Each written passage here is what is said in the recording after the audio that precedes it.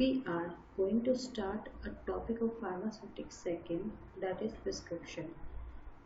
This topic is very easiest topic of the syllabus, that is prescription, and it is well known. Mostly students know that what is prescription.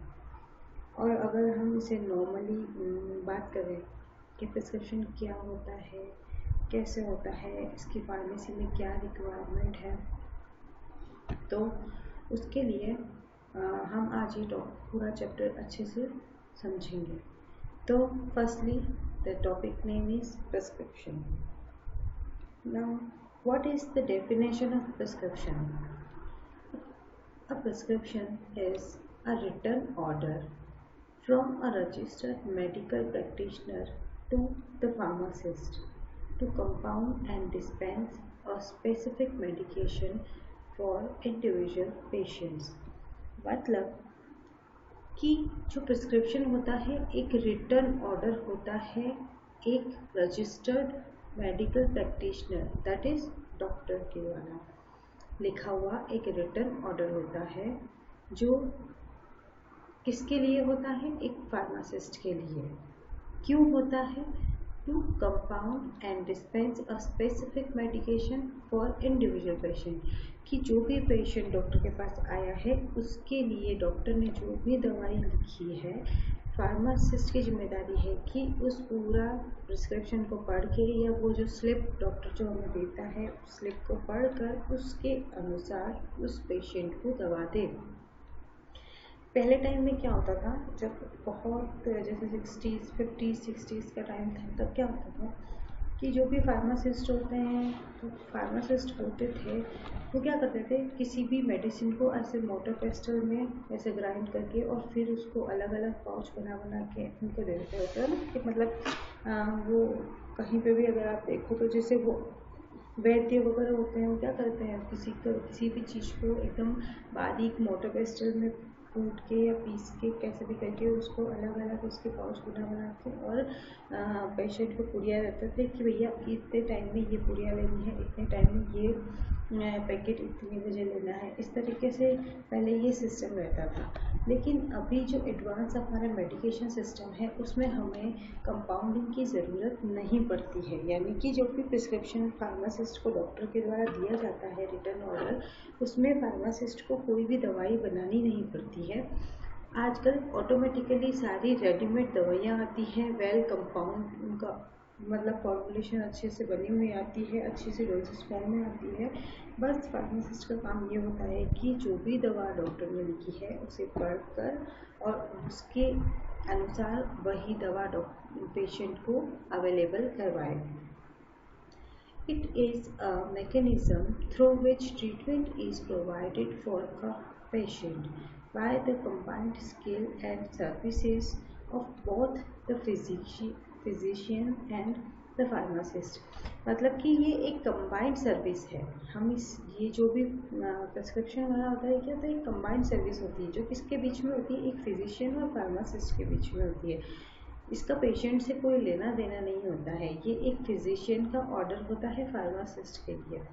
तो इसके द्वारा क्या करते हैं कि जो भी ट्रीटमेंट है या जो भी एक सूटेबल ट्रीटमेंट जो पेशेंट को देना है वो इस सर्विस के थ्रू दिया जाता है. अब बात आती है प्रिस्क्रिप्शन के जो पार्ट्स होते हैं वो कौन से पार्ट्स होते हैं. प्रिस्क्रिप्शन कभी भी लिखा जाता है तो उनके अंदर किस किस चीज़ों की एंट्री की जाती है.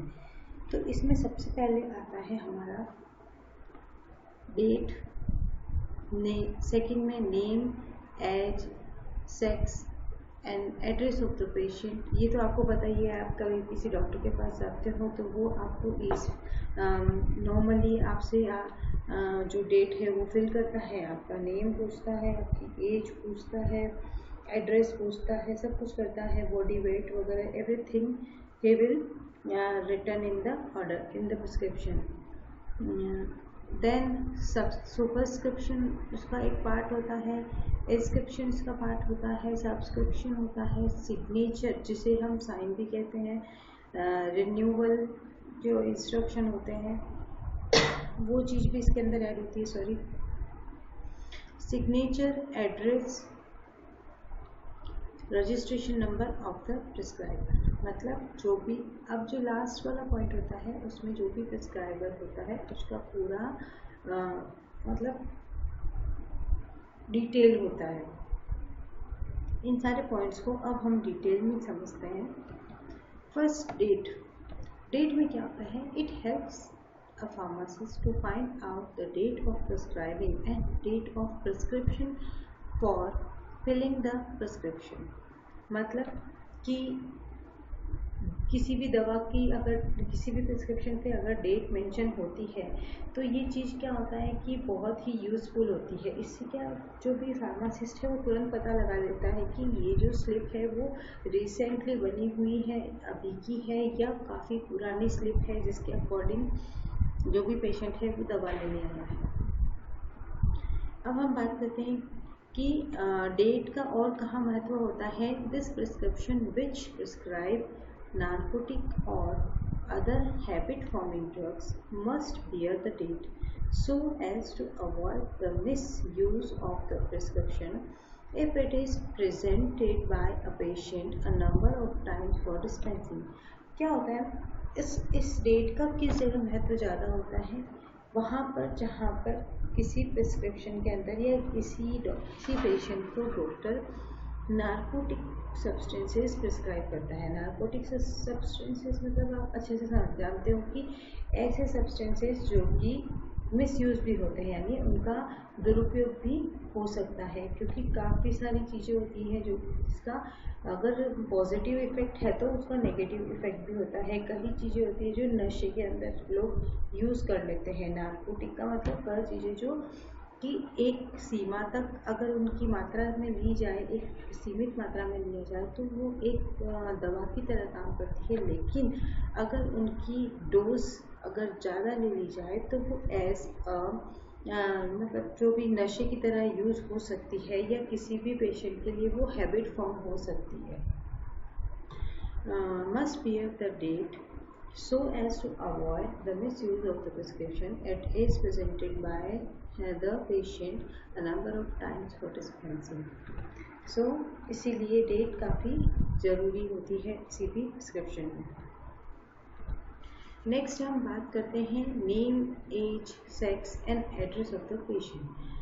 It must be written in the prescription because it serves to identify the prescription। क्योंकि ये क्यों लिखा होना ज़रूरी होता है किसी भी प्रिस्क्रिप्शन के अंदर? क्योंकि ये prescription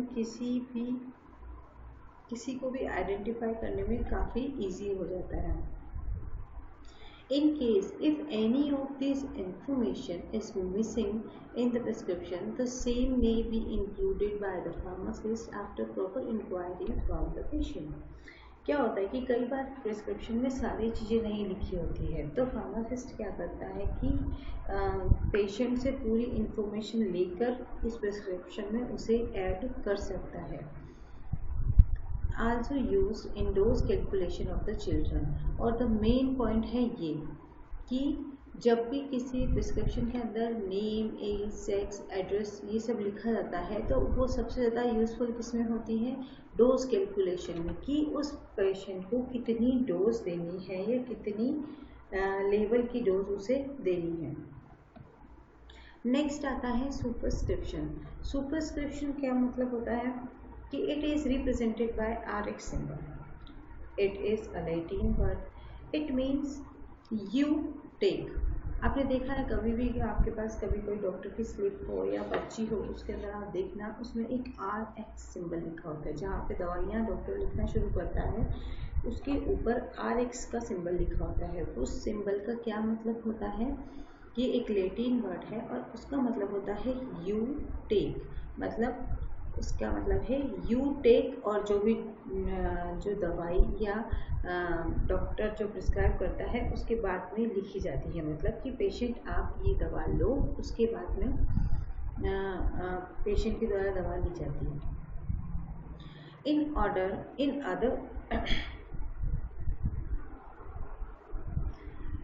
in other days, sorry, by mistake it is written order, it is order days। In older days, the symbol was considered to be organized from the sign of Jupiter, that is god of healing. Sorry, it is as there is also a mistake. That is not heading. That is healing. It is healing. This symbol was employed by the ancient in requesting God for the quick recovery of the patient. मतलब कि पुराने समय में इस word का मतलब क्या माना जाता था, अभी तो इसका मतलब माना जाता है यूटेन, लेकिन जब काफ़ी एंशियंट टाइम में इस सिंबल का मतलब होता था द जुपिटर, जो जुपिटर ग्रह होता है उसका सिंबल होता था ये, और वो जुपिटर को माना जाता था God of healing, HEALING, healing. इसका मतलब होता है कि किसी भी दर्द को या किसी भी मर्ज को जल्दी से ठीक करने वाले देवता। तो this symbol was employed by the ancient in requesting God for the quick recovery of the patient, मतलब वो गॉड से रिक्वेस्ट कर रहे हैं कि हम ये प्रिस्क्रिप्शन दे रहे हैं, सो प्लीज़ क्विक रिकवरी हमें प्रोवाइड करें। एक तरह से ये गॉड से रिक्वेस्ट होती थी। Next, inscription. It is the most important part of the prescription order, contains the name and quantities of the prescribed ingredients। ये जो हमारा पार्ट होता है इंस्क्रिप्शन, वो किसी भी प्रिस्क्रिप्शन का सबसे इम्पॉर्टेंट पार्ट होता है, क्योंकि इसी पार्ट के अंदर जो डॉक्टर होता है वो अपनी दवाइयाँ लिखता है और उसकी क्वांटिटीज़ लिखता है और उसे कब कब लेनी है, दिन में 1 बार 2 बार 3 बार, कितनी बार लेनी है, कितनी क्वांटिटी में लेनी है, ये सब वो प्रिस्क्राइब करता है। Every ingredient is written on a separate line along with its quantity। Her ingredient एक सेपरेट लाइन में लिखा जाता है। वो तो आपको वेल नोन है, क्योंकि ऐसा कोई पर्सन आई थिंक जो मुझे सुन रहा है वो उनमें से ऐसा कोई पर्सन नहीं है जो डॉक्टर के पास नहीं गया हो या जिसने प्रिस्क्रिप्शन नहीं देखा हो। प्रिस्क्रिप्शन मतलब वो जो डॉक्टर द्वारा दी गई स्लिप जो होती है जिसके ऊपर डॉक्टर लिखता है, उसके अंदर क्या होता है, वो हर दवा जो भी दवा देगा उसे अलग अलग लाइन में लिखिएगा। जैसे सपोज किसी ने पैरासीटामोल दिया है और पैरासीटामोल हमें दिन में 3 बार लेनी है, उसके बाद में अगर वो नेक्स्ट कोई दवाई लिख रहा है पैरासीटामोल के साथ कॉम्बिनेशन में, सपोज कोई भी एंटीबायोटिक दे दिया हो उसने, जैसे सपोज ऑफ्लॉक्सासिन है या एमोक्सिसिलिन है, कोई भी एंटीबायोटिक ऐसी उसने दे दी है, वो अलग लाइन में लिखेगा और उन सब की क्वांटिटी और उसका जो भी फ्रिक्वेंसी यानी कि उसको दिन में कितनी बार लेनी है वो अलग से मेंशन करेगा। The inscription is divided into following parts. अब जो इंस्क्रिप्शन होता है उसको भी डिवाइड किया गया है इन कुछ मतलब पार्ट्स के अंदर, जिसके अंदर होता है नंबर 1 बेस। बेस के अंदर क्या लिखा जाता है, हमेशा सुने। बेस के अंदर क्या लिखा जाता है, the active medicaments which are intended to produce the therapeutic effect. Base के अंदर हमेशा एक्टिव मेडिकामेंट्स लिखे जाते हैं, जैसे कि जो भी पर्टिकुलर किसी दवा के लिए यूज़ आ रहा है, जैसे कि सपोज मलेरिया के लिए जो क्लोरोक्विन होती है वो मलेरिया को ठीक करती है, मतलब क्लोरोक्विन एक्टिव इंग्रेडिएंट है मलेरिया के लिए, ठीक है। तो जो भी एक्टिव मेडिकामेंट होता है उसे बेस पार्ट के अंदर लिखा जाता है। देन आता है adjuvant part. It is included either to enhance the action of medicament to or to improve the palatability of the preparation. Adjuvant में क्या लिखा जाता है कि ऐसा पार्ट जिसके जो कि उस मेडिकामेंट की एक्शन को इम्प्रूव करते हैं, एनहेंस करते हैं। इस तरह के जो भी सब्सटेंस होते हैं उन्हें एडजुवेंट्स बोले जाते हैं। और the last is vehicle. It is included in the prescription either to dissolve the solid ingredients or to increase the volume of the prescription preparations. अब देखिए ये जो 3 पार्ट्स इसमें बताए गए हैं, बेस, एडजुवेंट्स, व्हीकल्स, ये सब क्या होते हैं, अभी जो रिसेंट हमारे जो फार्मासिस्ट होते हैं या जो डॉक्टर्स होते हैं वो लोग इन चीज़ों को नहीं लिखते।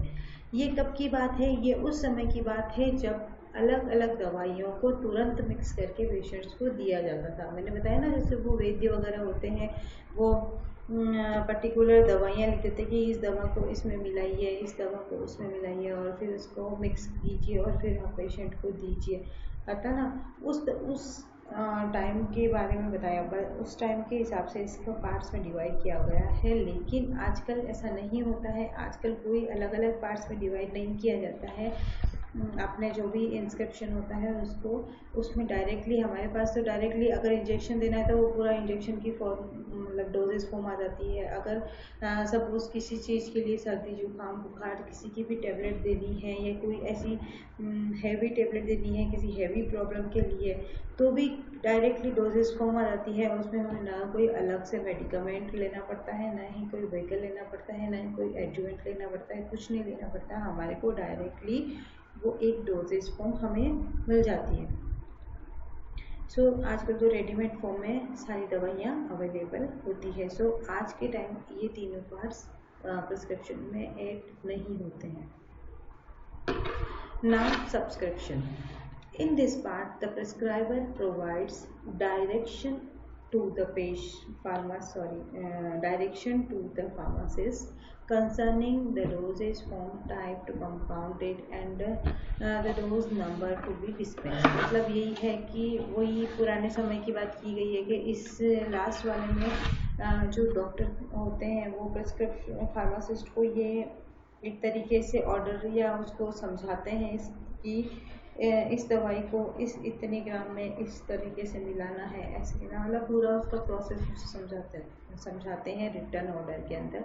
लेकिन आजकल ये चीज़ भी नहीं होती है। मैंने बताया आजकल डायरेक्टली हमारे पास क्या होती है, रेडीमेड दवाइयाँ उपलब्ध रहती है। उसमें सिर्फ डॉक्टर दवाई का नाम लिखता है और जो फार्मासिस्ट होता है अपनी दुकान से या अपने स्टोर से वो दवाई निकाल कर डायरेक्टली पेशेंट को पकड़ा देता है।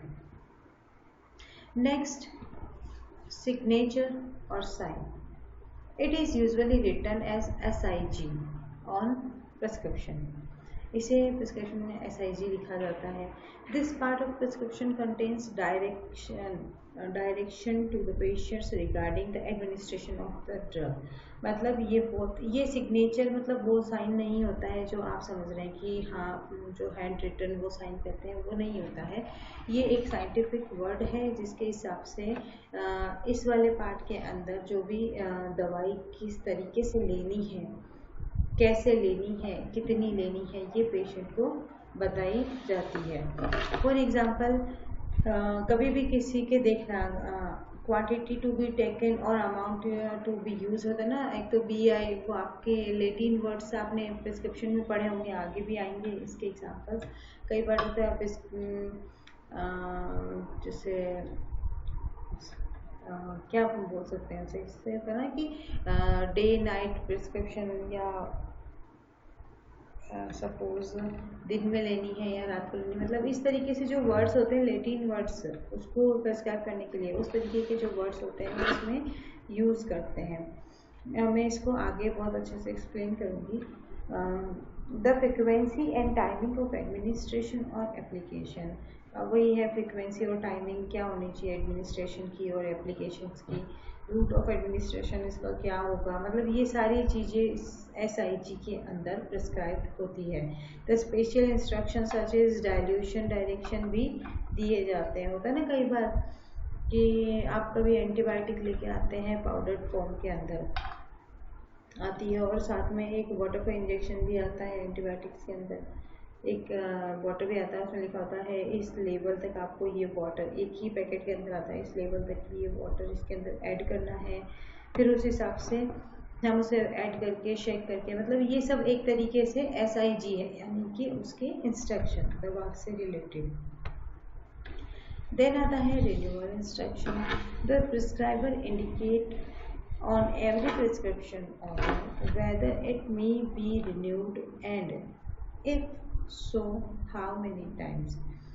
It is very important, particularly in the prescription containing the narcotic and habit forming drugs to prevent its misuse। मतलब वही है कि कोई भी जो प्रिस्क्राइबर होता है ना रिन्यूअल इंस्ट्रक्शन कि सपोज उसने कोई भी लिख के दिया है स्लिप और उसने बुलाते ना 3 दिन बाद आना, 4 दिन बाद आना, 5 दिन बाद आना, मतलब वो जितनी बार जाता है वो उतनी बार उस प्रिस्क्रिप्शन के अंदर ये ऐड कर देता है कि ये इतनी बार आया हुआ है यही प्रिस्क्रिप्शन और मेरे बुलाने से।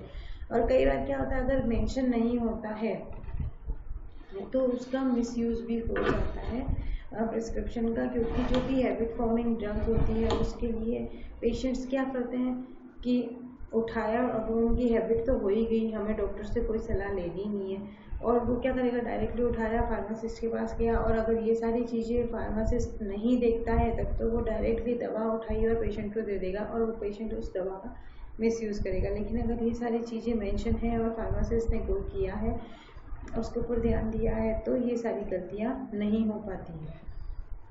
Then the last is signature, address and registration number of the prescriber. इसमें आता है कि होता है ना डॉक्टर लास्ट में साइन कर देता है कि भैया ये हमने प्रिस्क्राइब किया है, डॉक्टर का पूरा अच्छे से एड्रेस वगैरह और उसके सिग्नेचर, उसका जो भी रजिस्ट्रेशन नंबर होता है वो भी उसके अंदर प्रिस्क्रिप्शन में ऐड होता है। ठीक है, इससे क्या होता है कि अगर कोई भी गलती हो जाए तो डॉक्टर को भी हम जल्दी ही आइडेंटिफाई कर सकते हैं कि ये किस डॉक्टर का प्रिस्क्रिप्शन है। और ये सब किसी भी प्रिस्क्रिप्शन में मेंशन होना बहुत ज़रूरी होता है, क्योंकि कई बार क्या होता है जो पेशेंट्स होते हैं उनकी हिस्ट्री तो होती ही होती है, लेकिन अगर किसी पेशेंट को साइड इफ़ेक्ट हो गया है या किसी की डेथ हो गई है उस प्रिस्क्रिप्शन की वजह से, या कुछ ऐसी बीमारी उसको हो गई है उस प्रिस्क्रिप्शन की वजह से, तो उस समय उस डॉक्टर को इजीली रिकॉग्नाइज किया जा सकता है कि इस डॉक्टर की वजह से मतलब इन दवा की वजह से पेशेंट को ये नुकसान हुआ है, और उसके हिसाब से फिर उचित दंड प्रक्रिया अपने संविधान में रखी जाती है। Then it is sample of a prescription that is support and that is जैसे आपको दिख रहा है ये DO भी लिखी होती है, उसकी एज कितनी है, मतलब ये DEA नंबर होता है मतलब for controlled and insurance, control drug and insurance. उसके बाद में ये भी जो भी डॉक्टर है उसका जो भी पेशेंट है उसका नाम, उसकी जिस दिन वो आया है चेकअप के लिए वो डेट, और उसके अलावा उसका एड्रेस। देन फिर ये हमारा इंस्क्रिप्शन में आ जाता है। इंस्क्रिप्शन में आपको बताया ना कि जो भी हमारी दवाई होती है वो लिखी जाती है, यहाँ आ जाएगी। उसके बाद सिग्ना में क्या आता है कि कितनी बार लेनी है और कैसे लेनी है। देन वही डॉक्टर जो भी प्रिस्क्राइबर होता है उसका नाम, उसका साइन, और ये देखो ये जो लिखा हुआ है ना रिन्यूअल सब्सक्रिप्शन में जो भी कितनी बार वो दिखा चुका है डॉक्टर पेशेंट, मतलब 2 टाइम्स वो दिखा चुका है। ठीक है, और अधिकतर 2 बार ही दिखा सकते हैं, तीसरी बार में नई स्लिप बनवानी पड़ती है। देन इस डॉक्टर का पूरा जो भी रजिस्ट्रेशन नंबर वगैरह होते हैं वो। वैसे ये वेल नोन है और बहुत इजी चैप्टर है, तो आप लोगों को शायद ज़्यादा दिक्कत इसमें नहीं होगी समझने में। नेक्स्ट आता है handling of prescription. Now we will start this topic tomorrow. So thank you.